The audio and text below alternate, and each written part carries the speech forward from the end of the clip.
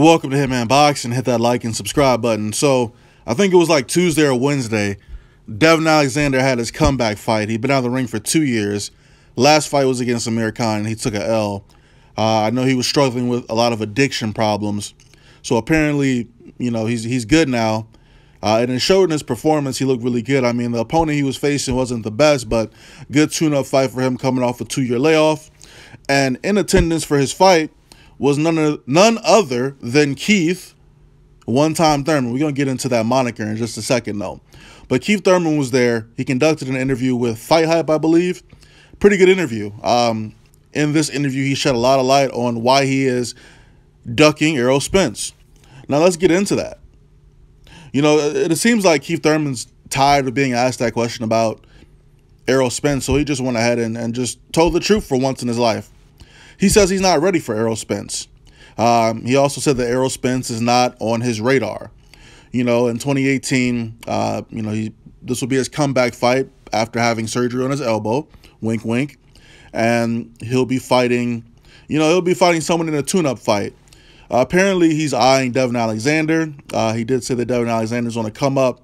And he looks sharp in his performance, and that would be a good fight between the two of them. And a good warm-up fight for Keith Thurman. So whatever. Let's say he gets past whoever he faces next. Then he's going to have to fight Shawn Porter. Shawn Porter is the mandatory to his WBC championship. So we'd get a rematch between Keith Thurman and Shawn Porter. Now, honestly, the only reason why Keith Thurman is bringing up Shawn Porter's name is because Shawn Porter's got an injury. And to put things into perspective for you, Shawn Porter actually released his films, his x-ray films and his medical records that prove that he actually sustained an injury. Now, Keith Thurman should take note here, because when you get injured and people start doubting that you're actually injured, you should release your x-rays, your medical records, because, hey, who's that really hurting, right? I mean, if you had a concussion, show us the MRI that proves that. You know, if you had elbow surgery, if you had tennis elbow or whatever it was that happens to your elbow, show us the x-rays. You can show us your elbow with some makeup on all day. You see, I don't believe Keith Thurman, okay? So I'm going to keep coming to Keith Thurman until it's all said and done, until that O's gone, okay? Now, like I said, take note, Keith Thurman. That's how you're supposed to do things when you sustain an injury. Now, the only reason why he's calling out Porter is because Porter's hurt. And he knows that he should probably try to get Shawn Porter in that ring as soon as possible before he heals up. So I wouldn't be surprised if he fights Shawn Porter next. And Shawn Porter's not going to be one to turn that fight down because they've said that that's the fight that they want next. They're not taking any interim bouts. They want Keith Thurman next. Or Danny Garcia, if the money's right? Everybody's a hypocrite in the welterweight division, But anyway, Keith Thurman running his mouth, talking about he got to fight Shawn Porter. He got to get a tune-up fight in. That's 2 fights. You're not going to fight 3 times in 2018? Of course you're not.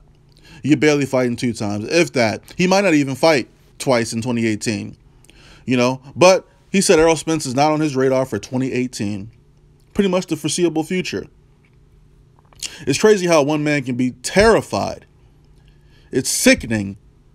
Like, you're a boxer, dude. You want to fight Shawn Porter? Why don't you fight Errol Spence in a unification bout?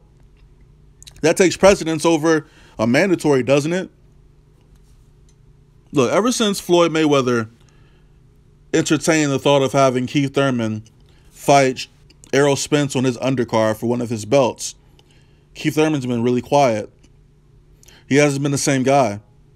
Keith Thurman of old, very boisterous, very loud, very entertaining, actually.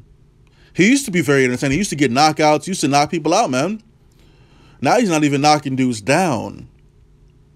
You could say it's the level of competition, but I mean, you can't have a nickname. Your nickname can't be one time if you get in decisions with people. So I'm going to take it upon myself to give Keith Thurman a new nickname. And it's going to be Keith Decision Time Thurman, because that's all you do is get decisions. Decision Time Keith Thurman. I like that. We should spread that. We should spread that amongst the boxing world. Keith Decision Time Thurman. All right? Until he gets a knockout. And that's his nickname for further notice. Okay? Now, Errol Spence, say what you want about his record, but, I mean, he worked himself up the rankings in the IBF. He fought who they put in front of him. He beat everyone that they put in front of him. You had a guy in Kell Brook who acted like he didn't want to fight. He moved up in weight, fought Triple G, got his eye socket broken, decided to come back down in weight. This is all while Errol Spence is waiting to fight him. You know, it was like, what, 6-7 months? That's another thing. Errol Spence has been super inactive. Not cool, because before all of this even happened, before he got his belt, he was fighting like 3 times, 4 times a year, man. So now because these guys are running from him, he has to take what he can get, man. You know? But he beat Kell Brook, a person that a lot of people said was the best welterweight in the division. So you got to give him credit for that, right? Even if it's just word of mouth or hearsay, right? Now, you saw what he did to Kell Brook. He had Kell Brook shaking in his boots, man. You know, he had Kell Brook dropping his tea and crumpets, man. His chocolate brownies got overcooked, man. They wasn't working, man. They cracked under pressure, all right? Nobody likes eating hard chocolate brownies, man. Stale, old, overcooked brownies, you know what I'm saying? But after he won that belt, then you got people, you know, in the IBF rankings not even wanting to fight in eliminators. Konstantin Ponomarev. Like, what's going on? What's wrong with y'all, man? But we got to give Lamont Peterson props for stepping up. You know, people were like, oh, well, why is he fighting Lamont Peterson? Who's Lamont Peterson? That's a nobody. I mean, look, man, you got to take it how you can get it, man. This is the only dude he could get in the ring with. This is the only dude that was man enough to step up and fight Errol Spence. Now, we know how the fight's going to end, but Lamont Peterson could very well look impressive in this fight. I mean, he could look good. He could make Spence look bad. He has the ability to do that. He has the boxing ability to put on a clinic on this guy, man. We saw what he did to Danny Garcia. Now, if he uses that same game plan against Spence, man, he could really make Spence look bad. And you know what? That might be the plan, to look bad against Lamont Peterson so you can get some of these cowards in the ring with you, man. It's frustrating, man. But no, the plan is not for him to move up to 154. The plan is for Errol Spence is to unify the 147-pound division, something Keith Thurman doesn't have any interest in doing, clearly. Let's look back at the interviews with Keith Thurman when they asked him about Errol Spence, and look at how he starts getting all anxious and stuttering, and it's just sad, man. You know, I'll be glad when these two guys get in the ring so we can finally, you know, see who's the best between the two of them. But as Keith Thurman said, it's not going to happen anytime soon. Openly ducking Errol Spence, man. And that's cool. If you like that sort of thing, you know, if you're a Keith Thurman fan, I don't see how you condone this. I don't see how y'all are proud to call yourself Keith Thurman fans when Keith Thurman don't even want to give y'all a show. He don't even want to show y'all what he's made of, man. But I digress. Errol Spence is coming for them belts, man. And when the time comes, Keith Thurman will have nowhere to hide. Errol Spence should probably try to get that WBO championship at some point. And that's gonna be a tough situation, especially if Terrence Crawford gets that belt. But if you're able to beat Terrence, man, if he beats Terrence Crawford, then he'll never get a fight. Ever. Anyway, Keith Thurman, I hope you have a good Thanksgiving, Keith. I'm not sure if you're in the States or overseas, but I hope you found a nice suit today to wear from Macy's or wherever you go to shop. And, you know, I hope you got your hair in a ponytail.